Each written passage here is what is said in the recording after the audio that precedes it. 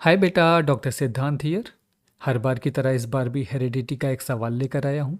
सवाल में कह रहा है दो फील्ड ए और बी हैं जिसमें मस्टर्ड उगाई जा रही है। फील्ड ए से प्राप्त मस्टर्ड सीड ब्राउन कलर के हैं, जबकि फील्ड बी से प्राप्त मस्टर्ड सीड का रंग येलो है। फील्ड ए में कई जनरेशन के बाद भी सीड कलर का कैरेक्टर चेंज नहीं हो रहा, जबकि फील्ड बी के अधिकांश ऑफ स्प्रिंग्स में सीड कलर में वेरिएशन दिखाई दे रहा है। अब वो जानना चाहता है इस स्थिति का संभावित कारण क्या हो सकता है। चलो इस सवाल को सॉल्व करते हैं।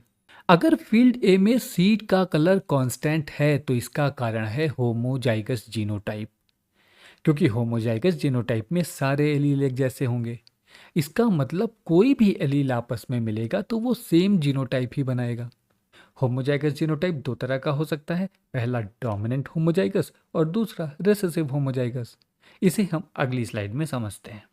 अगर मान लिया जाए ब्राउन कलर एक डोमिनेंट कैरेक्टर है तो इसका होमोजाइगस जीनोटाइप होगा कैपिटल बी कैपिटल बी। इन प्लांट्स के गैमीट बनेंगे कैपिटल बी और कैपिटल बी। इन गैमीट के यूनियन से जो जीनोटाइप होगा वो भी बनेगा कैपिटल बी कैपिटल बी। यानी F1 जनरेशन में कैरेक्टर में कोई भी वेरिएशन दिखाई नहीं देगा। क्योंकि सारे के सारे F1 प्लांट्स होमोजाइगस डोमिनेंट ही हैं, इसलिए अगली किसी भी जनरेशन में ट्रेट में कभी भी कोई चेंज नहीं होगा। अब यदि मान लें कि ब्राउन सीड एक रेसेसिव कैरेक्टर है तो डोमिनेंट कैरेक्टर कौन होगा? येलो। और येलो का जीनोटाइप होगा कैपिटल वाई कैपिटल वाई। इस लिहाज से रेसेसिव कैरेक्टर यानी ब्राउन सीड का जीनोटाइप क्या बना? Small Y small Y. इन प्लांट्स के गैमीट होंगे स्मॉल वाई और स्मॉल वाई। इन गैमीट के यूनियन से जो जीनोटाइप बनेगा वो होगा स्मॉल वाई स्मॉल वाई। यानी F1 जनरेशन में फिर से कोई भी वेरिएशन दिखाई नहीं देगा, क्योंकि सारे के सारे F1 प्लांट होमोजाइगस रेसेसिव यानी स्मॉल वाई हैं। तो अगली किसी भी जनरेशन में सीड कलर के ट्रेट में कभी भी कोई चेंज नहीं होगा। तो अगर हमसे पूछा जा रहा है कि फील्ड ए में कोई वेरिएशन क्यों नहीं दिखाई दे रहा, तो इसका कारण है कि सारे के सारे प्लांट्स होमोजाइगस कंडीशन में हैं।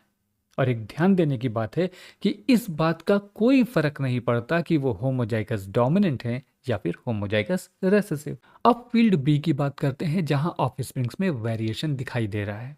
ये तभी हो सकता है जब प्लांट हेट्रोजाइगस कंडीशन में हो। अब इसे क्रॉस से समझते हैं। हेट्रोजाइगस कंडीशन में सीड का कलर येलो तभी हो सकता है जब वो डोमिनेंट कंडीशन में हो।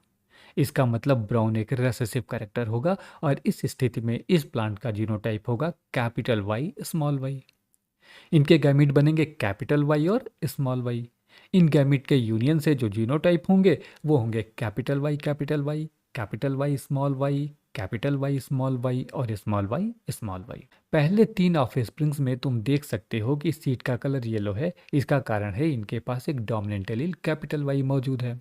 वहीं आखिरी वाले ऑफस्प्रिंग्स में सीड कलर ब्राउन होगा, क्योंकि यह एक रेसेसिव होमोजाइगस कंडीशन है और इस तरह हमें फील्ड बी में वेरिएशन दिखाई देगा। तो फील्ड ए में वेरिएशन ना होने का कारण प्लांट की होमोजाइगस कंडीशन है, वहीं फील्ड बी में वेरिएशन होने का कारण प्लांट की हेट्रोजाइगस कंडीशन है। उम्मीद है यह सवाल समझ में आ गया होगा। अगले किसी वीडियो में एक और सवाल लेकर हाजिर होऊंगा। तब तक के लिए बाय बाय, टेक केयर।